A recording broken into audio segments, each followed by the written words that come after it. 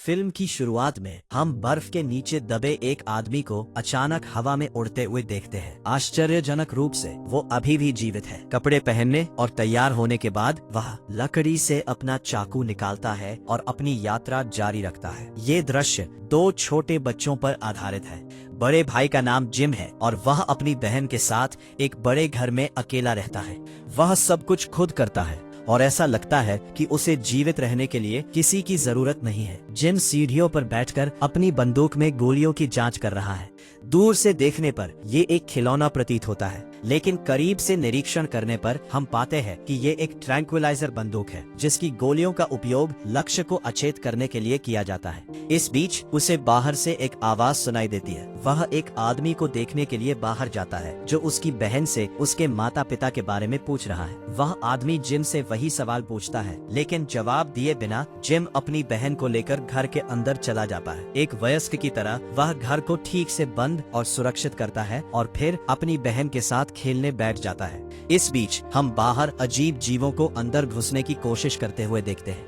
हालांकि घर bullet proof है और वे अंदर नहीं जा सकते। बच्चों को खाने पर आमादा है। वर्तमान में जिस दुनिया में जिम और उसकी बहन रहते हैं, वहाँ ज़ॉम्बी वायरस से बचे हुए केवल 1% मनुष्यों ने बाकी सभी को खा लिया है। जिम और उसकी बहन इन ज़ॉम्बी से डरते नहीं है क्योंकि ये उनकी दिनचर्या का हिस्सा बन गया है। जिम और उसकी बहन बाहर खेल रहे थे, तभी जैक, जो कल वाला ही व्यक्ति था, उनके पास आता है। इस बार वो अपने साथी को साथ लाया है। लड़की प्यार से जिम की बहन को उठाती है, लेकिन जिम उसे डांटता है और उसे नीचे रखने के लिए कहता है। इसके बाद दंपति जिम से उसके माता पिता के बारे में पूछते हैं। जिम बताते हैं कि वे आपूर्ति लेने गए हैं। ये सुनकर दंपति उससे कहते हैं, ठीक है, चिंता मत करो, हम आपको नुकसान पहुंचाने नहीं आए हैं। हम तब तक आपकी देखभाल करेंगे जब तक आपके माता पिता नहीं आ जाते। और दृश्य दूसरे स्थान पर चला जाता है जिसमें एडन को जंगल के बीच में खड़ा दिखाया गया है, जो लाशों से नहीं डरता, अपने हथियार से हर किसी को मार डालना। जिम के घर पर दंपति उस स्थान की जांच करते हैं और पाते हैं कि वह स्थान लंबे समय से सुविधाओं और आपूर्तियों से सुसज्जित है। इसलिए वे वही रहने का निर्णय लेते हैं क्योंकि उन्हें पता चलता है कि जिम और बच्चे अकेले रहते हैं। जिम यह सब बातें चुपके से सुन रहा है। उसके मन में अज्ञात भय की भावना उठती है। वह अपनी बहन को सुरक्षित कमरे में बंद कर देता है। जिम का कुत्ता जिम को सूंघता है और भौंकना शुरू कर देता है। रात हो चुकी है। जब दंपति घर के चारों ओर बड़ी संख्या में ज़ॉम्बीज़ को देखते हैं तो वे भयभीत हो जाते हैं और सभी लाइटें बंद कर देते हैं। लेकिन तभी अचानक पिछला दरवाजा खुलता है और कोई लड़की पर अटैक कर देता है। हम देखते हैं कि लड़की घायल है। बाद में कोई उसे घर से बाहर खींच लेता है। उसके पति के साथ क्या हुआ यह स्पष्ट नहीं किया गया है तथा दृश्य अगली सुबह का हो जाता है। को फिर से बर्फ में लेटा हुआ देखते हैं। जब उसे होश आता है तो उसे एहसास होता है कि वो जाल में फंस गया है। जैसे ही वो खुद को मुक्त करता है, वो जिम की बहन को पास में खड़ी हंसते हुए देखता है। अचानक एक सुई उसकी गर्दन पर लगती है और जैसे ही एडम उसे हटाता है, वो बेहोश हो जाता है।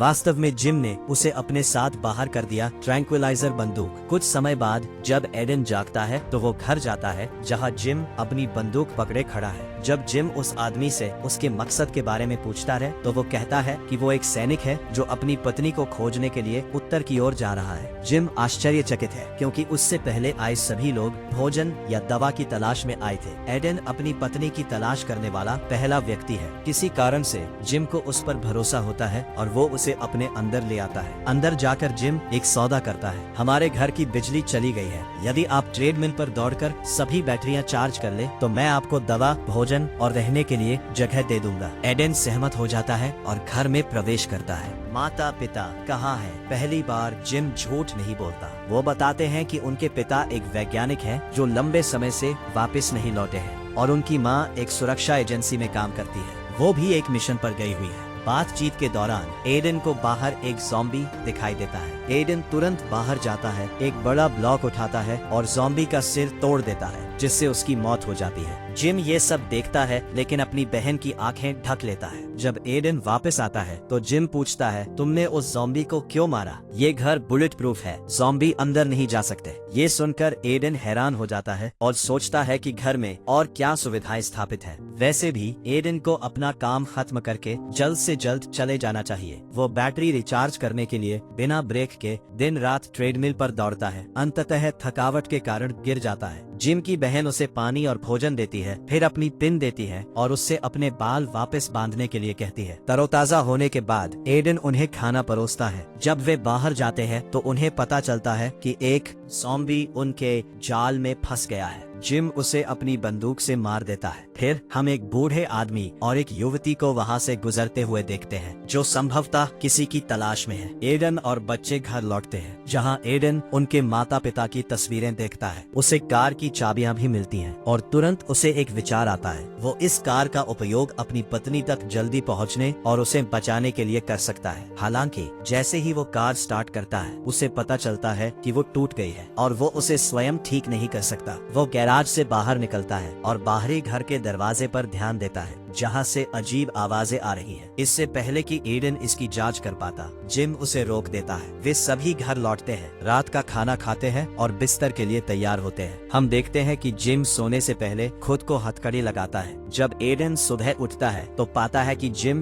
बिस्तर पर नहीं है। चिंतित होकर एडन बाहर जाता है और जिम को लाशों को पकड़ने के लिए इस्तेमाल किए जाने वाले जाल को ठीक करते हुए पाता है। जिम को व्यस्त देखकर एडन ये देखने के लिए आउट हाउस में घुस जाता है कि अंदर क्या है। उसे वहाँ ज्यादा कुछ नहीं दिखता, केवल गद्दा, तकिए और कंबल पड़े हैं। साथ ही दीवारों पर खरोंचे भी हैं। उसे ऐसा लगता है जैसे उन्होंने वहाँ एक ज़ॉम्बी को कैद कर लिया हो। एडन घर लौटता है और बाद में देखता है कि एक अजीब आदमी छिपा हुआ है, जो बाहर से घर की तलाशी ले रहा है। देखे जाने से बचने के लिए एडन तुरंत छिप जाता है। इसके अलावा जिम की बहन अजनबी को देखती है और कहती है कि हाय एडन, जल्दी से उसे पकड़ लेता है और उस आदमी के नोटिस करने से पहले छिप जाता है, जिससे वे खोज से बच जाते हैं। ये देखकर जिम को एहसास होता है कि एडन उन्हें कोई नुकसान नहीं पहुंचाएगा, इसलिए वो एडन के हथियार लौटा देता है, जिसे उसने पहले एक शर्त के रूप में रखा था। इस समय एडन माता पिता की कार ठीक कर रहा है। अचानक उन्हें जिम की बहन की चीख सुनाई देती है। वे जांच करने के लिए बाहर जाते हैं और पाते हैं कि जो व्यक्ति पहले घर का निरीक्षण करने आया था, वो साथियों के साथ वापस आ गया है और जिम की बहन को बंधक बना लिया है। जिम ने अपनी ट्रैंक्विलाइजर बंदूक से एक व्यक्ति को अचेत कर दिया, लेकिन दो व्यक्ति अचानक पीछे से गिरकर मर गए। उन्हें किसी ने गोली मारी थी और गोली चलाने वाला कोई और नहीं बल्कि जिम की माँ है, जो अब ठीक हो गई है। हालांकि आवारा गोलियों में से एक एडन को लगती है, जो बर्फ में गिर जाता है। मरने से पहले उसे अपनी पत्नी की याद आती है। कुछ समय बीत जाता है और फिर एक अजीब बात घटित होती है। एडन पुनः जीवित हो जाता है और इससे भी अधिक आश्चर्य की बात यह है कि उसके घाव पूरी तरह से ठीक हो जाते हैं। वो खुद को देखकर हैरान है, लेकिन जिम और उसकी माँ आश्चर्यचकित नहीं है। वे एडन को घर के अंदर बुलाकर उसकी स्थिति बताते हैं। यहाँ एक बहुत ही दिलचस्प मोड़ है। लीना बताती है कि वायरस से संक्रमित आम लोग अपने दिमाग पर नियंत्रण खो देते हैं। वे पागलों की तरह व्यवहार करते हैं, दूसरों को मारते हैं और पूरी तरह से ज़ॉम्बी में बदल जाते हैं। लेकिन इनमें विशेष ज़ॉम्बी भी है। विशेष ज़ॉम्बी वे हैं जो वायरस से संक्रमित होते हैं और नियंत्रण नहीं खोते हैं। वे अपना दिमाग बरकरार रखते हैं। सकारात्मक बात यह है कि उन्हें ज़ॉम्बी शक्तियां प्राप्त होती है। जिस प्रकार ज़ॉम्बी अमर होते हैं, उसी प्रकार से संक्रमित विशेष ज़ॉम्बी भी अमर होते हैं। सीधे शब्दों में कहे तो वे मानव और ज़ॉम्बी का मिश्रण है, जो बहुत अच्छी बात है। जैसे हर अच्छी चीज का नकारात्मक दुष्प्रभाव होता है, ये ज़ॉम्बी भी ऐसा ही करते हैं। कभी कभी वायरस उनके दिमाग पर नियंत्रण कर लेता है, जिससे वे अपना होश खो देते हैं, लोगों की हत्या कर देते हैं और अजीब हरकतें करने लगते हैं। जब वे होश में आते हैं तो उन्हें कुछ भी याद नहीं रहता कि उन्होंने क्या किया था। ये सुनकर एडन को समझ में आता है कि वह भी एक विशेष ज़ॉम्बी है, क्योंकि फिल्म की शुरुआत में हमने उसे मरते और फिर से जीवित होते देखा था। लीना फिर एक चौंकाने वाली सच्चाई का खुलासा करती है। उसका बेटा भी एक विशेष ज़ॉम्बी है। दृश्य वापस चमकता है, जिससे पता चलता है कि फिल्म की शुरुआत में जोड़े को मारने वाला व्यक्ति कोई और नहीं बल्कि जिम था। उस दिन जब कुत्ता उसे सूंघ रहा था तो उसे लगा कि जिम मुड़ने वाला है, इसलिए ज़ॉम्बी बनने से पहले उसने अपनी बहन को नुकसान पहुंचाने से रोकने के लिए उसे सुरक्षित कमरे में बंद कर दिया। बाद में उसने दंपति की हत्या कर दी। जिम हर रात सोने से पहले खुद को हथकड़ी लगाता है। रात हो जाती है और हम देखते हैं कि एडन को अपनी पत्नी के बारे में एक और सपना आता है। वो देखता है कि उसका मुंह खून से भरा हुआ है और वो एक मृत बच्चे को गोद में लिए हुए है। ये दृश्य उसे बहुत प्रभावित करता है और वो रोने लगता है। उसकी उदासी देखकर लीना उसे सांत्वना देने आती है और कहती है कि वो अकेला शोकग्रस्त व्यक्ति नहीं है। वो उसे अपनी कहानी बताती है जब उसके 2 बच्चे पैदा हुए, दोनों को लाइलाज हृदय रोग था। वो बताती है कि उस समय ज़ॉम्बी वायरस तेजी से फैल रहा था और उनके पति जो एक वैज्ञानिक थे को विशेष ज़ॉम्बी के बारे में पता चला। वायरस पर शोध करते समय उन्होंने एक सीरम बनाया जिसे जिम में इंजेक्ट करने पर वो शारीरिक रूप से ज़ॉम्बी में बदल गया, लेकिन मानसिक रूप से वो एक सामान्य इंसान बना रहा। वो अपनी बीमारी से ठीक होकर एक सुपर ज़ॉम्बी बन गया। लीना के पति को लगा कि जीवन ठीक हो जाएगा, लेकिन भाग्य की कुछ और ही योजना थी। एक दिन जिम ने लीना के पति को काट लिया, जिससे वो वायरस से संक्रमित हो गया। उसका पति एक सामान्य ज़ॉम्बी में बदल गया। मारने के लिए मजबूर होना पड़ा।